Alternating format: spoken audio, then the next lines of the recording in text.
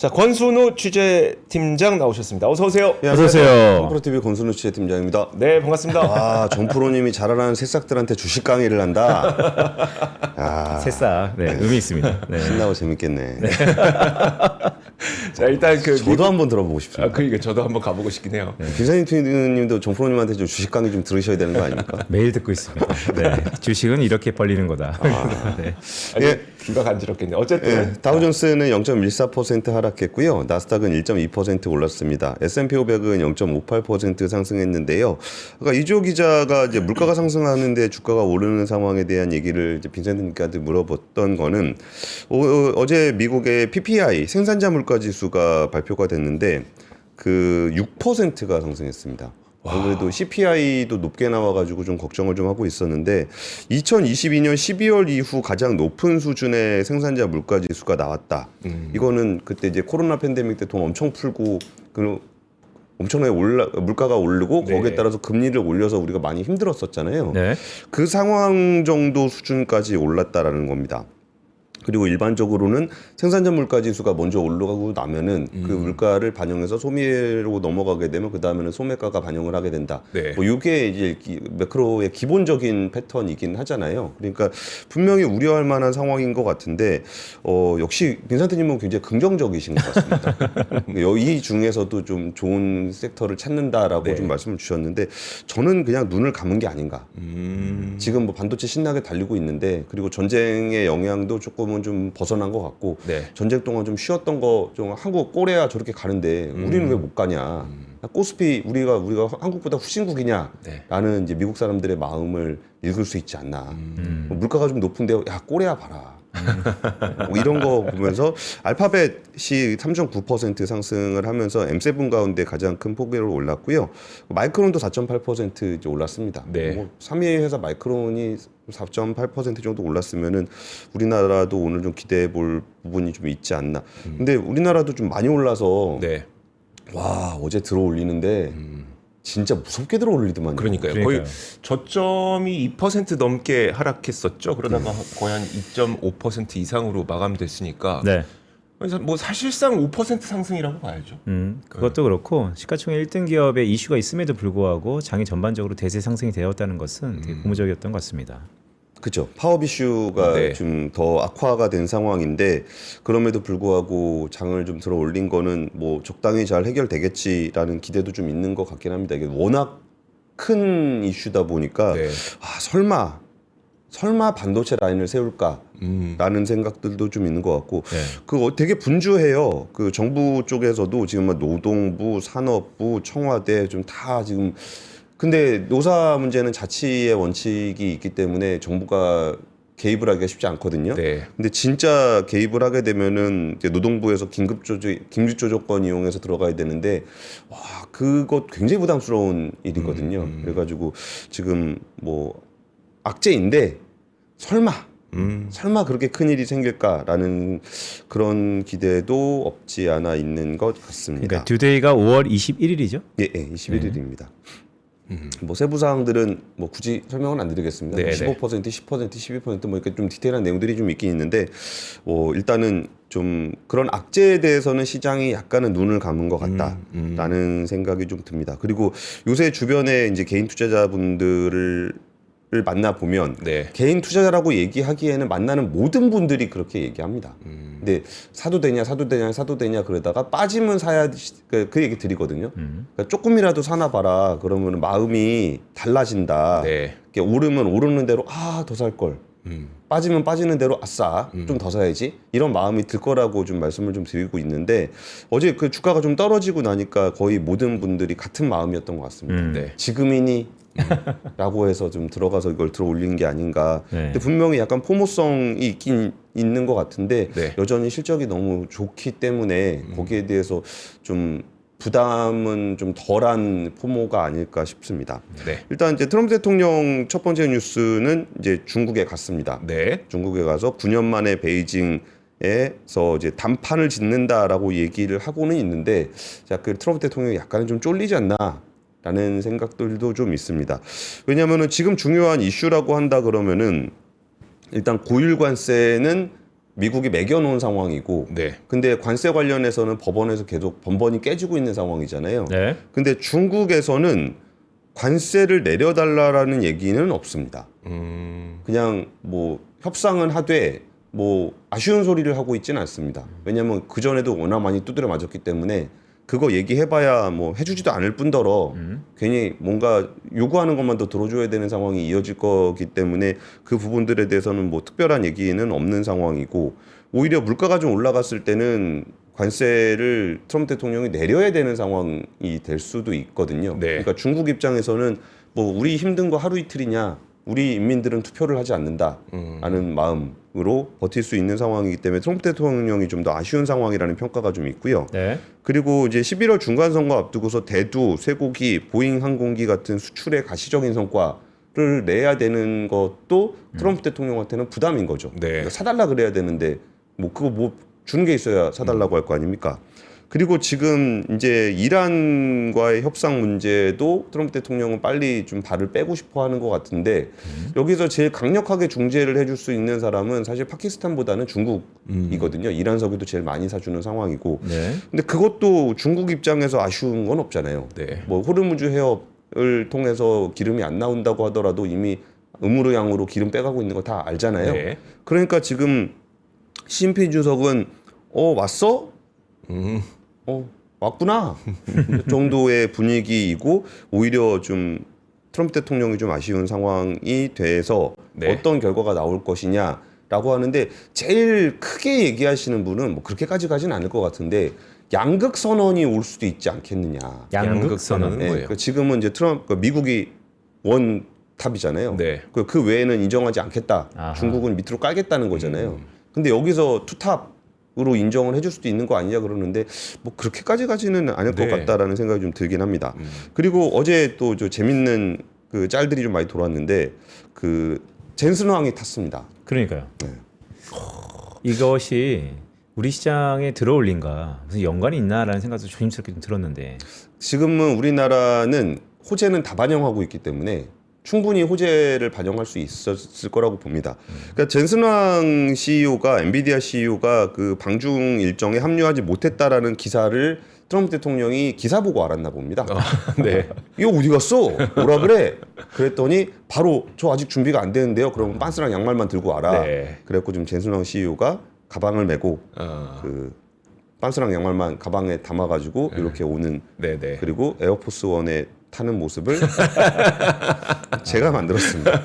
저 탕크루즈인데. 네. 제가 만들었는데, 네. 야, 너 왜 안 왔어? 그래갖고 지금 갑니다. 그래서 타고 가는 모습인데, 여기서 이제 H200이 이제 들어갈 수 있을 것이냐라는 네. 소식에 이제 많은 분들이 관심을 좀 가지고 계시고, 사실 H20이 됐든 H200이 됐든 뭐 허가를 해준다라고는 했지만 뭐 미국에서 안 해주네, 중국에서 안 해주네 그래가지고 잘 안 들어가고 있는 상황이잖아요. 네.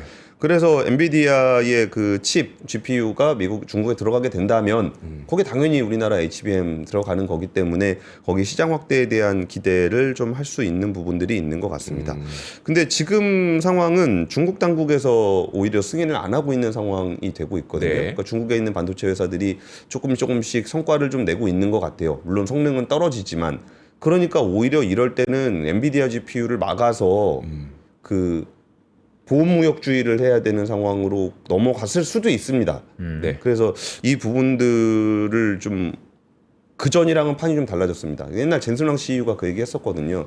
중국에 들어가는 걸 막으면 안 된다. 네. 거기서 우리가 중국에 있는 반도체 회사들 다 밟아버려야 된다. 새싹도 안 자라게 다 밟아버려야 된다. 네. 근데 우리를 막아버리면은 거기서 새싹을 열심히 키울 것이다. 라고 젠슨왕 CEO가 얘기를 한 적이 있었는데, 네. 그리고 그때 가서 열면은 그때는 늦을 수도 있다는 얘기를 좀 했었는데, 이미 그 단계를 넘어섰는지는 좀 잘은 모르겠습니다만, 네. 뭐 캠브리콘을 비롯한 그 중국 반도체 회사들이 꽤 많이 좀 올라와 있는 상황입니다. 네. 매출적으로는. 네. 근데 그거는 뭐 만들 때도 보조금 주고 팔 때도 보조금 주고 뭐 그런다고는 하더라고요. 근데 어제 스캇베센트 장관이랑 허리펑 중국 국무원 부총리가 청와대에 왔었습니다.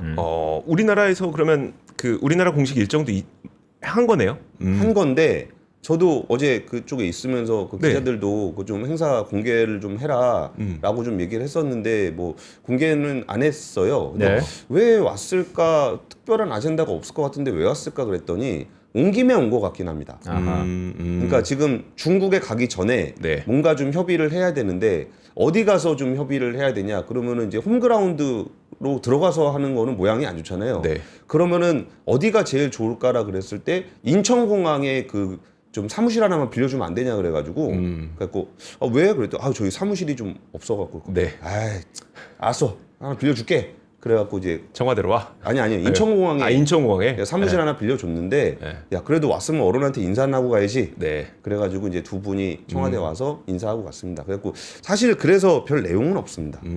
이게 뭐 얘기가 양국의 안정적인 관계를 발전시켜 나가는 것이 우리나라를 포함해 전 세계 국가 발전의 번영에 큰 도움이 될 거다. 스캇 베센트 장관은 한미 전략적 투자가 양국 간 굳건한 신뢰를 바탕으로 별 의미 없죠. 근데 여기서는 어떤 국가적 위상이나 양국의 어떤 정상회담을 우리가 지원해주는 네. 그런 메시지로서 좀 있었고요. 근데 이재명 대통령이 이런 거 오면은 인사치레를 와도 그냥 보내지는 않습니다. 네. 그래가지고 통화 수합 좀 어떻게 좀 안 되겠냐. 네. 그때 벤센트 장관도 아직 준비가 안 돼 있는데 그 인사하러 왔다 이게 나오니까 지금 케비너 씨가 곧 임명될 거다라는 네. 정도 메시지가 좀 있었습니다. 이거는 좀 다른 뉴스인데요. 대미투자 1호 펀드로 이제 SMR 뉴스케일 파워가 될 수도 있다라는 아하. 얘기가 좀 있거든요. 네. 그래서 테마주로 뉴스케일 파워 테마주는 두산에너비입니다. 네. 그러니까 이게 염두에 두고 했을 거예요. 그 대미 투자를 하게 되면은 우리나라 업체가 이익을 볼 수 있는 매출을 네. 올릴 수 있는 기회를 얻을 수 있는 프로젝트를 중심으로 하거든요. 네. 그래서 루이지애나 LNG 프로젝트다. 그럼 우리나라 LNG 운반선이나 FLNG 쪽을 좀 갖다 붙이려고 하는 걸 거고 뉴스케일 파워에다가 이제 투자를 하게 된다 그러면 뉴스케일 파워는 설계 도형을 만드는 데기 때문에 네. 이거를 노형을 실제로 만드는 데는 이제 우리나라 기자재 업체들이에요. 네. 그래서 그런 부분들을 뉴스를 보실 때 좀 같이 한번 보시면 좋을 거다라는 취지에서 설명드렸습니다. 네. 그러면 이게 그 미중 정상회담은 분명히 미국이 무엇을 줄 수 있는지는 좀 애매하다. 이 정도의 뉴스로 보면 되겠네요. 그렇죠. 알겠습니다. 근데 이란 전쟁이나 잘 끝내줬으면 좋겠어요. 네, 알겠습니다. 그리고 자, 요 짤도 어제 돌았습니다. 뭐요? 그 자꾸 부르니까 네. 저는 워라벨이 없어요. 네. 일주일 내내 일합니다. 우리 외국인 노동자 네. 되게 힘들게 일하시는 외국인 노동자 짤이 어제 많이 돌았습니다. 주간 근무 시간도 없죠? 네. 자, 그러면 두 번째 뉴스 한번 보도록 하겠습니다. 두 번째 뉴스는 이제 그 머니투데이가 미래에셋증권의 100만 원 이상 보유 고객 계좌를 분석한 결과인데요. 네. 이게 요새 지금 다들 많이들 궁금하실 겁니다. 남은 뭐 하나? 아하. 그 나는 올랐는데 네. 그러니까 나보다 더 번 사람 있으면 배 아플 나보다 것 더 같아서. 많은 사람이 있으면 배가 아프고 내가 어디쯤 그렇죠. 될까? 내가 어디쯤인가. 많이 궁금해하실 것 같은데 그거를 머니투데이가 이제 분석을 좀 잘해주신 것 같습니다. 아하. 그러니까 50대 투자자가 수익률이 제일 높았다. 그래서 올해 들어서 36.7%로 가장 높았고 60대 이상 투자자 수익률도 36%로 뭐 두 번째를 기록을 했다. 근데 투자 수익률이 제일 낮았던 거는 30대 24%로 네. 가장 낮았다라는 겁니다. 그리고 전체 평균 수익률은 32.8%고요. 같은 기간 코스피 지수는 77%가 상승을 했습니다. 그러니까요. BM 대비 다 못 이겼네요. BM을 못 이겼죠. 근데 BM 대비 이기기가 좀 어려웠던 거는 삼성전자와 하이닉스가 각각 126%, 154%가 올랐기 때문에 BM을 하려면은 거의 이 포트폴리오의 반도체를 거의 다 담고 있어야 그렇죠. 되는 그쵸. 그런 상황이 됐습니다. 네. 그래서 이게 일단은 강세장에서는 엉덩이가 무거운 사람의 수익률이 좋다라는 거를 좀 확인할 수 있었던 거고 네. 이번에는 벤치마크 따라가기가 굉장히 어려웠던 게 진짜 반도체 주도 장세였다라는 겁니다. 근데 물론 그냥 투자 포트폴리오는 다들 잘 짜셨어요. 삼성전자, 하이닉스, 현대차 이거 1, 2, 3로 딱 담아가지고 거의 시가총액이네요. 네, 여기는 잘 땄는데 요 다음에 보면 네이버가 이렇게 껴 있잖아요. 그 네이버가 껴 있는 거는 이게 마음속에 반도체가 계속 가다 보니까 좀 안 간 거 좀 담고 싶다라는 마음들이 느껴지지 않습니까? 네. 그러면은 가능성은 있어 보이지만 안 간 거 하면 네이버 카카오를 먼저 떠올리게 돼요. 우리의 마음과 그냥 거의 일치합니다. 네. 그래서 네이버가 여기 20대, 30대, 여기 50대에도 네이버가 이렇게 있죠. 40대는 없네요. 네, 40대가 없습니다. 야, 신기하다. 그래 봐요. 요 밑에 어딘가 있겠죠. 우리 마음은 거의 비슷하다는 걸 확인할 수 있었고요. 그리고 여기에 저는 미래에셋증권이 들어온 게 굉장히 인상적이었는데 네. 이 미래에셋 증권이 들어온 거는 아무래도 스페이스X와 관련한 뉴스를 따라가기 위한 게 아니었나 네. 그런 생각이 좀 있고 LS 일렉트릭이 좀 있었던 거는 아까 그 효성이라든지 현대일렉트릭에 비해서 LS 일렉트릭이 좀 늦게 따라갔어요. 네. 네. 그래서 전력기기가 그 효성이나 현대일렉트릭 못 따라가신 부분들이 좀 뒤늦게 따라간 것들에 대한 그 마음이 담겨 있는 게 아닌가 싶은데 아니면 그냥 5, 60대 분들은 금성계전의 추억을 갖고 계신 거 아닙니까? 그때 효성도 그때부터 했습니다. 네. 그런 것들도 좀 있는데 이게 딱 느낌이 저거잖아요. 그 반도체 다음 주도주는 무엇인가를 찾고 있는 듯한 네. 그 마음이 포트폴리오에 잘 담겨 있는 것 같습니다. 근데 반도체 다음 주도주라는 건 없습니다. 네. 반도체가 부러지면 네. 코스피가 부러지면은 하락장에는 장사가 없기 때문에 네. 반도체를 가져가야 된다라는 마음, 그러니까 포트폴리오에 딱 그 마음들이 좀 담겨 있는데 그렇다고 우리가 반도체 몰빵으로 한다라는 거는 네. 이제 빈센트님의 팬이 아니고서는 네. 그거는 좀 쉽지 않은 네. 포트폴리오라 어쩌면 그래도 이 정도면 어떻습니까? 뭐 이렇게 그래도 30% 이상 수익을 냈다라는 것도 예. 뭐 개인 투자를 하시는 분 입장에서 괜찮은 것 같은데 저는 저희가 뭐 ETF 광고 많이 하는 입장에서 약간은 좀 불만인 게 그 ETF의 테마성들이 너무 많으면은 벤치마크 따라가기가 되게 어려워요. 네. 그래서 그런 부분들도 투자를 하실 때는 조금 염두에 두시는 게 좋을 것 같다는 생각이 들고요. 그리고 순매도 종목들은 굉장히 다양합니다. 순매도 종목들은 알테오젠 같은 바이오 주식도 있고 레온보 뭐 로보틱스 이거는 로봇주 그리고 뭐 두산 에너빌리티 같은 원전주 네. 그리고 이제 뭐 삼성 SDI는 반도체 SK텔레콤 같은 경우는 저 데이터 센터 뭐 네네. 이런 것들인데 네. 그러면서 이게 뭐 삼천당 제약이라든지 이런 데들도 보면은 이게 단기 급등하고 펀더멘탈하게 이익 대비해서 주가가 많이 오른. 그러니까 회사가 나쁘다는 건 아닌데 네. 이익 대비해서 주가가 많이 오른 회사들에 대해서 굉장히 고민을 많이 하고 있다라는 느낌들을 좀 주는 종목들이 좀 순매도 종목들로 있습니다. 그래서 보면은 지금 대부분 생각하시는 게 좀 비슷하다라는 생각이 좀 들고 순매도 상위 종목에서 해외 주식이 굉장히 많았는데 네. 20대 미만부터 40대까지 가장 많이 순매도한 해외 주식은 무엇이었을까요? 슬라슬라테? 왠지 일단 네, 테슬라 순매도 같은 상위라 그러면 네. 많이 들고 있어야 되는 겁니다. 그러니까요. 네. 많이 들고 있어야 순매도 상위가 나오는 겁니다. 네네. 디렉시온 반도체 3배. 디렉션이 여기서 순매도구나. 그거는 익절이네요, 거의. 익절이죠. 그렇죠. 네, 익절인데 저는 3배짜리를 이렇게 많이 들고 계셨다는 게 디렉션이 히트 쳤죠. 네. 작년 한 7, 8월인가부터 나왔던 것 같은데. 네. 좀 놀랍다는 생각이 좀 들었습니다. 역시 우리 진격의 서학개미 분들은 그러니까요. 예. 진격의 5060으로 가시죠. 우리 시장의 레버리지는 27일이었나요? 이번 달 27일에 나오나요? 27일로 그쵸. 저는 알고 있는데 일정이 확정은 안 된 걸로 알고 있습니다. 아하. 예, 그게 22일 날 국민성장펀드가 출시가 되거든요. 네. 그러다 보니까 이걸 약간 좀 수급상으로 좀 피한 것 같아요. 그래가지고 이거를 레버리지하고 국민성장펀드하고 좀 물론 성격은 많이 다릅니다. 레버리지는 진짜 인생 한번 걸고 몰빵 치는 거고 네. 국민성장펀드는 이제 세제 혜택 받으면서 5년 동안 장기 투자를 하는 펀드이기 때문에 성격은 좀 다른데 이걸 좀 피해서 일정을 잡고 있다라고 저는 알고 있습니다. 알겠습니다. 자, 역시 요즘에 그 짤 돌잖아요. 그러니까 잘생긴 사람은 네. 수익률이 낮더라. 아하. 여러분들은 다 못생겼습니다. 나 빼고 다 못생겼어. 나 빼고 다 못생겼어. 근데 어떤 인간관계? 잘생긴 사람이 수익률이 낮더라는?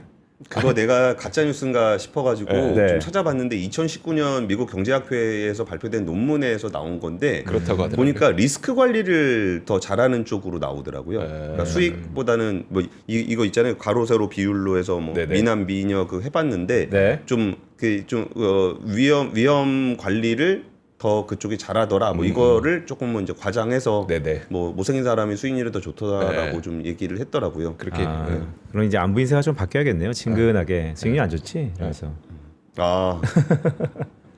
그러면 잘생겼다? 네, 네. 차라리 못생겼다 해요. 그래요? 수익률 그럴까요? 못생겨도 수익률 좋은 게 좋은 겁니다. 뭐가 더 칭찬이? 모르겠어요. 너 왜 이렇게 점점 못생겨지냐? 점점 너 왜 이렇게 점점 잘생겨지냐? 괜찮네. 네. 네, 자, 다음 뉴스 한번 보도록 하겠습니다. 이번에 와, 그 라면이 굉장해요, 요즘에. 근데 뭐 주가는 그렇게 좋지는 않습니다. 그러니까 주가는 또 반응 안 예, 하더라고요. 근데 뭐 워낙 많이 오르기도 했고 사실 라면이라는 회사가 뭐 네. 한 번에 가는 건 아니잖아요. 뭐 이렇게 뭐 뭐 삼양도 이렇게 슬라 계열로 갈 수는 없을 건데 한창 많이 오를 때가 있었죠. 네. 근데 그러면은 불닭이 요새 주가가 잘 안 간다 그래가지고 뭐 별로냐라고 보면은 영업이익이 전년 대비해서 32%가 늘었습니다. 기사님 그 시장 오래 보셨잖아요. 네. 영업이익이 전년 대비 30%씩 오른다는 게 네. 엄청난 거 아닙니까? 그거는 아마 얼마나 많은 사람을 잘랐을까라는 생각도 좀 드는데. 아, 그럴 수 있죠. 근데 매출도 35% 그러니까요. 늘었고. 고무적인 거죠. 예. 네. 그리고 이게 원래 라면주는 내수주기 때문에 이런 네. 성장이 원래 안 나옵니다. 네. 그러니까 놔봐야 뭐 경제 성장률 따블 정도 나오면 좀 잘 나왔다라고 얘기할 수 있는 건데 가격이 엄청 오른 건가요? 해외 시장을 엄청 늘린 거죠. 그러다 수출 보니까 기업이 된 해외 매출이 지금 38%가 늘었고 저는 더 놀라웠던 게 저도 한번 계산을 해봤습니다. 식품 회사입니다. 네.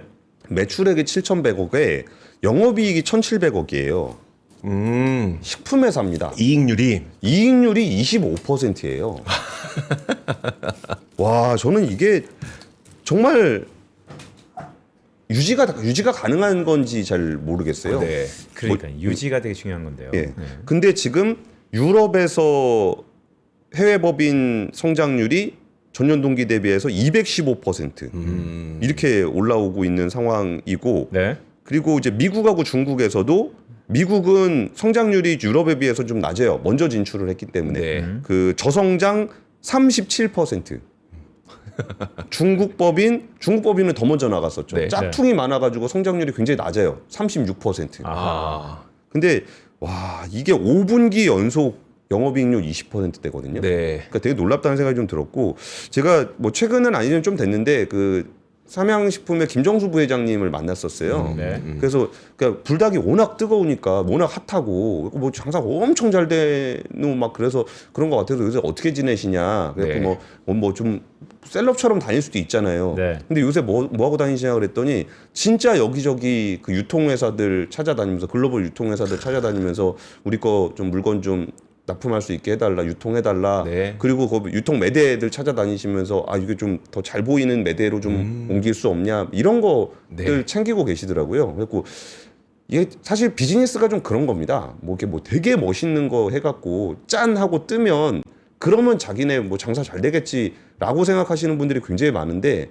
짠 하고 나도 실제로 그거를 소비자들한테 딜리버리하기까지는 굉장히 지난한 시간이 필요하고 엄청난 노력들이 좀 필요합니다. 네. 그래서 뭔가 이제 글로벌 기업이 된다라는 것이 이렇게 어려운 거구나. 그리고 우리나라 식품 회사들이 따박따박 그 코스대로 가고 있구나. 네. 그리고 그 결과치가 이렇게 나온다는 것들이 좀 되게 인상적이었습니다. 네. 그리고 이거를 사실 삼양식품보다 더 오래전부터 했던 회사가 농심이잖아요. 네. 농심이 또 어제 그 신라면 그 40주년 기자간담회를 했습니다. 네. 신라면이 40주년 됐어요. 예. 와. 근데 지금 해외 매출 그러니까 2030년까지 그 영업이익률을 5년 안에 2배로 올린다. 그게 지금 5%대입니다. 네. 그러니까 삼양식품이 얼마나 영업이익률이 높을지 아시겠죠? 네. 그러니까 지금 매출과 5%대의 영업이익률을 5년 안에 2배로 늘리고 해외 비중도 40%에서 20%포인트 가량 높인다는 계획이다라는 건데 여기에 지금 막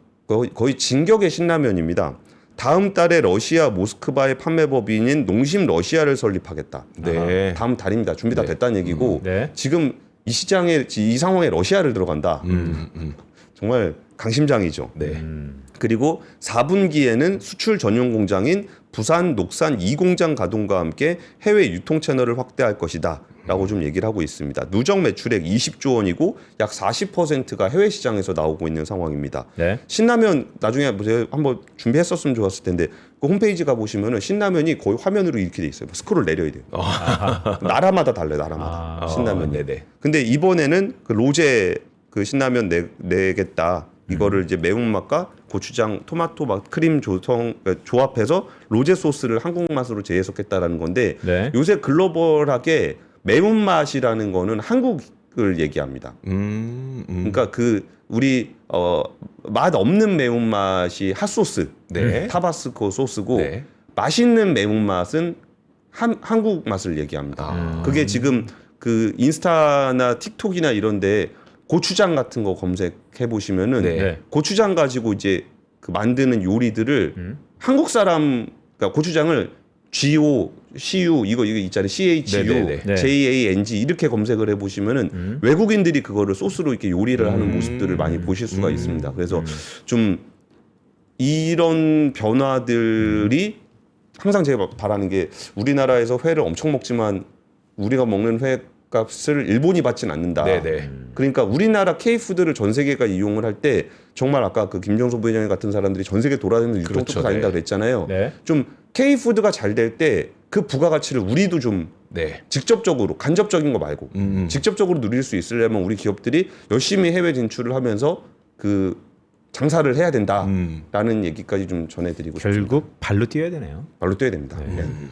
와, 음식은 저는 수출하는 거 굉장히 좋아합니다. 네. 딴 게 아니라 어렸을 때 제가 프링글스 비싸서 못 사 먹었는데 여전히 프링글스 먹거든요. 아, 그러니까 음식 입맛이라고 하는 건 한 번 딱 고정되고 그 기억을 하는 순간 평생 안 바뀌는 것 같더라고. 아. 그래서 우리나라 제품들도 보면은 과자 순위가 1, 2, 3, 4, 5, 6, 18, 90까지 순위가 크게 변화가 없어요. 크게 변화가 없다. 네, 크게 변화 없어서 한 번 딱 그 고정되고 나면 그때부터는 계속 팔리거든요. 그래서 이거 어차피 우리나라에서만 팔게 되면은 내수의 한계가 있기 때문에 수출 시장에서 하게 되면 네. 그냥 쭉 계속 팔 수 있을 것 같습니다. 그래서 저 음식이 잘 수출됐으면 좋겠는데 요것도 좀 수출해보고 싶긴 합니다. 뭐냐면 워커힐 본갈비.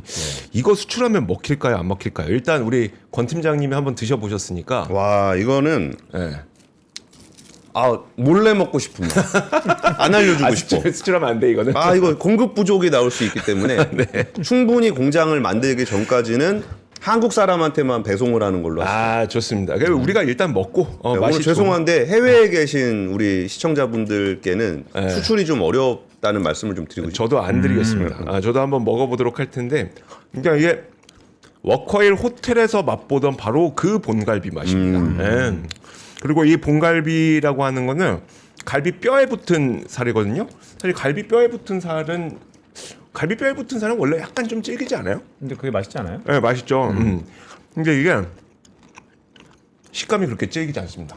물론 약간 쫀득쫀득한 건 있어요. 아주 무슨 우리가 뭐 마블링 가득 담겨 있는 뭐 툭불 등심처럼 게 부드럽진 않지만 쫀득쫀득한 맛이 있습니다. 그래서 이게 보니까 두께가 중요하대요. 이 두께가 10mm가 가장 맛있는 두께라고 합니다. 황금 두께구나. 그래서 이거는 지금 워커힐 특제 소스에다가 가장 맛있는 10mm 두께로 잘려 있어서 여러분의 입맛을 사로잡을 수 있는 제품이라고 광고를 하고 있습니다. 저는 일단 갈비는 소스가 좋아야죠. 소스 좋아하죠. 네, 고기 양념갈비는 뭐 소스가 중요하죠. 소스가 100이죠. 소스가 100. 그래서 이 양념갈비 저희가 2+1입니다. 2+1. 총 3팩이 가는데 한 팩당 2인분이기 때문에 6인분이고요. 6인분이 47,900원. 워커힐에서 그러니까 고기 얼마에 파는지 보려고 잠깐 보다가 2인분에 35만 원을 받네. 명월관? 명월관 비싸죠. 병원관 본갈비 찾으려고 병원관 보니까 뷔페로 가야지. 네, 잘못 찾았습니다. 제가. 네, 죄송합니다. 와, 그 옆에 건 77만 원이네. 가서 한번 맛은 한번 보고 싶긴 하네요. 우리 정프로님 오시면 한번 그러니까요. 글로. 그래야겠다. 거기서 팬미팅을 한번. 저는 안 가는 걸로. 없을 때 하는 얘기예요. 절반은 빈센트님이 되신다면서요. 이번에 또 빡센데. 없을 때 이런 얘기해야지. 그럼 네. 있을 때 얘기하면 또 엄청나게 면박당합니다. 네. 네. 자, 그래서 특제 양념갈비 총 6인분 47,900원. 이거 조리하기도 굉장히 편합니다.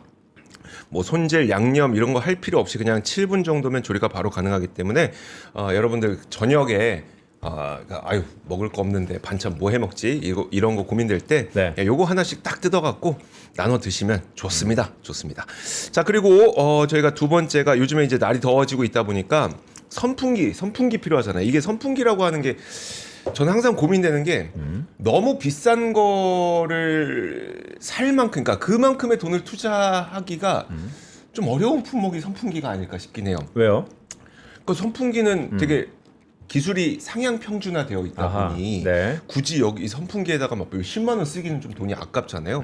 근데 또 저렴한 선풍기를 사면 희한하게 바람이 잘 안 오기도 합니다. 그래갖고 이게 돈을 얼마나 써야 되나라고 싶은데 그러다 보니까 저렴한 것 가운데 좀 소리가 크지 않고 그 다음에 바람이 좀 멀리 가는 그런 선풍기를 고르게 되거든요. 그러니까 선풍기 가격이 싼 거 쓰시다가 BLDC 모터에 그 날개 여러 개 달린 거 한번 써보시면은 네. 그게 왜 선풍기를 요새 비싸게 받는지를 느끼게 되시고 그리고 그 전에 쓰던 거를 잘 못 쓰게 됩니다.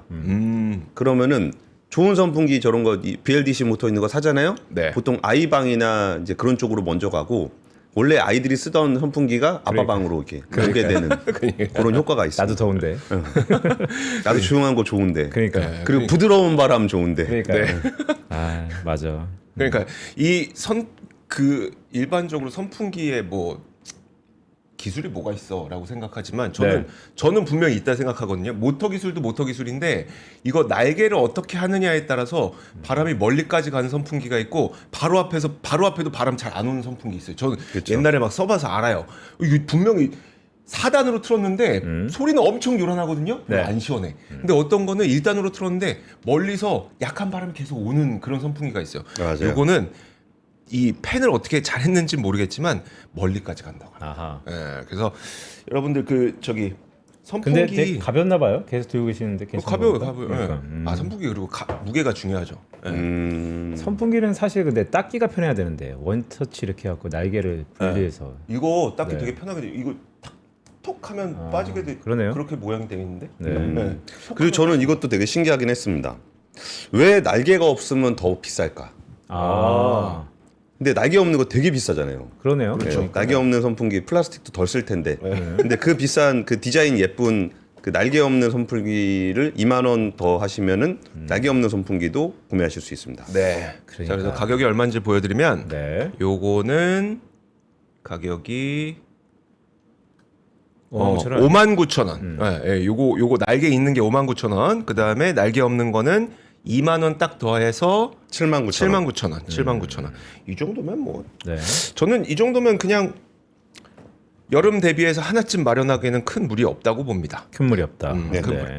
자, 그러면은 이렇게 전해드릴 거 다 전해드렸으니까 오늘 뉴스는 여기까지 하도록 하겠습니다. 지금까지 권순우 취재팀장이었습니다. 고맙습니다. 감사합니다.